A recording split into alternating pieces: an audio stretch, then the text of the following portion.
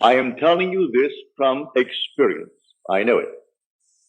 If you go to jail and you say 5 to 10 years, all right, 5 years, and maybe you get off in 6 for good behavior. But when you are drafted into the army, there is no date that you are promised where they let you out. You're in for the duration. Well, I was drafted into the army with $17 million. Well, I didn't ask the permission of anyone. I only consulted myself. I looked around. I knew what the world knew. It was something that had to be done. But I must be honest with myself. I didn't want any part of it, but no part of it. Others would tell me, is that the act of a coward? I didn't care what they said. Is that being a good citizen? I didn't care what they said. As I just said earlier, what we now know, which is called reason, it's a reasonable thing to do. We're at war, and we're all Americans, and we should go in there because our country has declared war. Go in there and fight. And so reason tells us that should be done. I was drafted. I did not oppose it. They drafted me.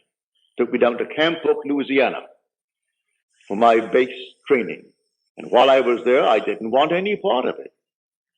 And I dared to assume that I am out of it.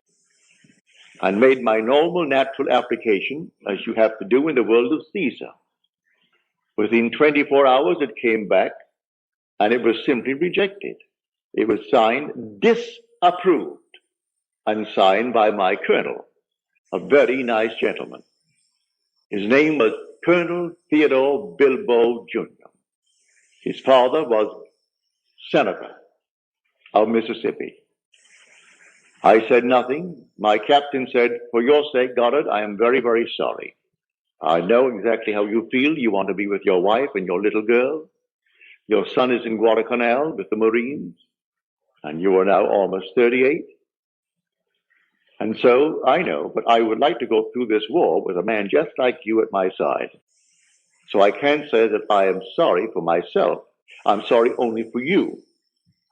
I didn't say one word to him, to the colonel. I didn't oppose it. That was the decision of Caesar.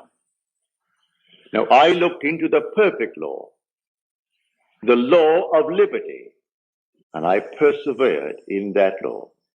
And I slept that night as though I slept in my own home in New York City on Washington Square, where I lived on the 7th floor.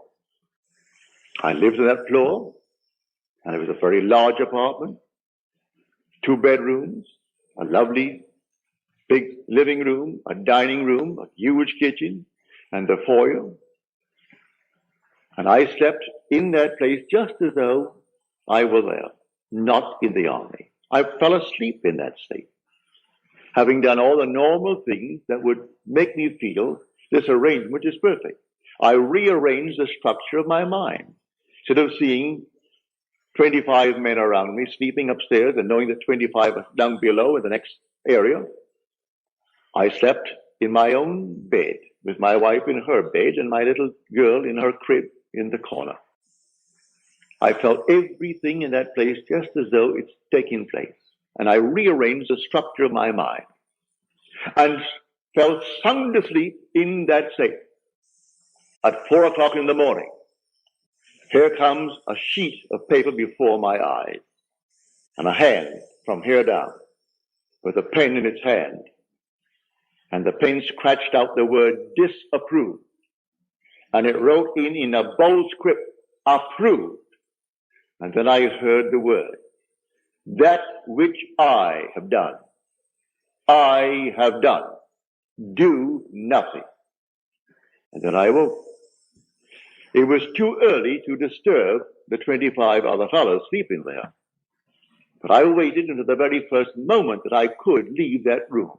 Went down to the latrine and shaved and bathed early and came up filled with a glow that the whole thing was done. I walked in that assumption. for the next 9 days. 9 days later, the same colonel that disapproved my request called me in. He said, close the door, Goddard. So I closed the door. He said, take a seat. Well, he never asked me to take a seat in his presence before. I was a private. You always stood in his presence. He said, take a seat. And then he gave me all the reasons in the world why I should still be in the army. He said, you still want to get out? I said, yes, sir. Give me another reason. You still want to get out? I said, yes, sir. Another one.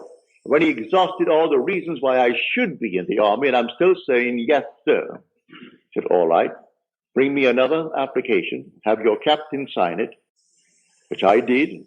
That day, I was honorably discharged and out of the army. I didn't run away. I was honorably discharged. When vision breaks forth into speech, the presence of deity is there. And who can oppose God? So that which I have done, do nothing. So he thought he initiated the urge to let me go free. I looked into the perfect law, the law of liberty, and I persevered in that law. And he played his part, for I rearranged the structure of my mind.